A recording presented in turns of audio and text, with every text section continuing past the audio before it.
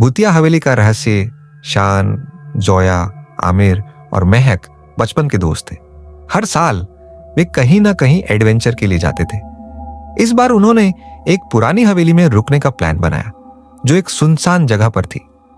लोगों के मुताबिक वहां अजीब घटनाएं होती थीं, लेकिन उन्होंने इसे सिर्फ एक कहानी समझा और बिना किसी डर के वहां जाने का फैसला कर लिया। हवेली बहुत पुरानी और शानदार थी।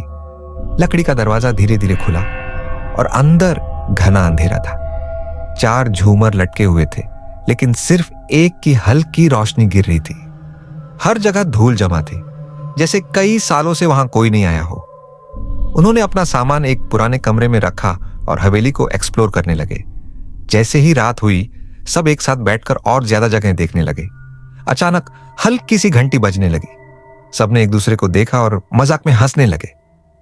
शायद हवा चल रही है, शान ने कहा, लेकिन अंदर ही अंदर सबको अजीब सा एहसास हो रहा था। रात के समय जब सब सो चुके थे, अचानक एक तेज आवाज आई, जैसे कोई पत्थर नीचे गिरा हो। जोया ने सबको जगाया। क्या तुम लोगों ने सुना? आमिर ने उठकर दरवाजा खोला, लेकिन वहां कोई नहीं था। महक ने कहा, मुझे ये सब ठीक नहीं लग रहा। लेकिन बाकी सभी ने इस बात को नजरअंदाज कर दिया और दोबारा सो गए। खौफनाक रहस्य का खुलासा। अगली सुबह सबने तय किया कि हवेली को और गहराई से एक्सप्लोर करेंगे। जब वे बेसमेंट की तरफ गए तो वहां एक पुराना ताला बंद था। शायद इसके अंदर कुछ छिपा हो, शान ने कहा। आमिर ने जोर लगाकर ताला तोड़ दिया। दरवाजा धीरे से खुला और अंदर अंधेरा था। जैसे ही वे अंदर गए, उन्होंने दीवार पर पुरानी तस्वीरें देखी। एक तस्वीर पर लिखा था, अगर तुम यहां आए हो तो वापस जाना मुमकिन नहीं। महक डर गई और बोली, हमें यहां से वापस चलना चाहिए। लेकिन शान और आमिर आगे बढ़ चुके थे। अचानक एक डरावनी चीख सुनाई दी। सबने एक दूसरे की ओर देखा। जैसे ही वे और आगे बढ़े, उन्होंने देखा कि एक आदमी जंजीरों में बंधा हुआ था। उसके कपड़े फटे हुए थे और चेहरा काफी पुराना लग रहा था।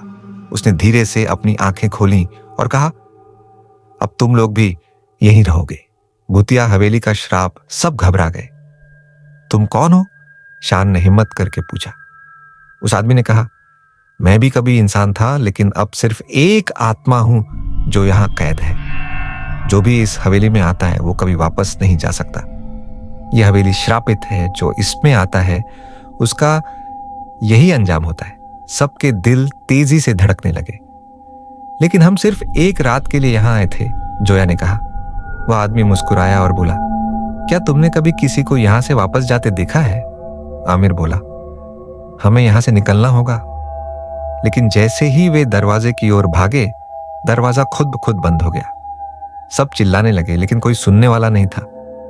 जोया ने जमीन पर पड़ी एक किताब उठाई, जिसमें लिखा था कि केवल एक ही तरीका है इस हवेली से बाहर निकलने का। पास के एक पुराने मंदिर में एक तलवार दफन है। अगर उस तलवार को इस आत्मा के दिल में भोंक दिया जाए तो हवेली आजाद हो सकती है। लेकिन तलवार को खोजना आसान नहीं था। खौफनाक मुकाबला। सबने मिलकर उस जगह का पता लगाया जहां तलवार दफन थी। लेकिन जैसे ही उन्होंने तलवार निकाली, हवेली के अंदर जोर का तूफान आ गया।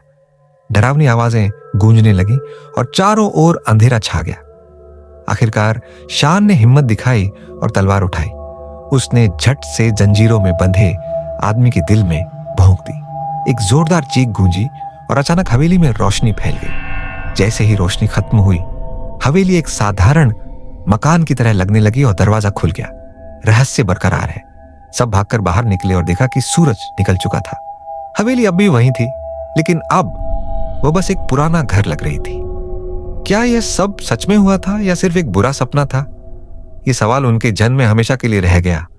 सालों बाद भी जब भी कोई उस हवेली के पास जाता है, रात में वह घंटी अब भी बजती है। क्या वह आत्मा सच में चली गई थी या किसी नए मेहमान का इंतजार कर रही थी?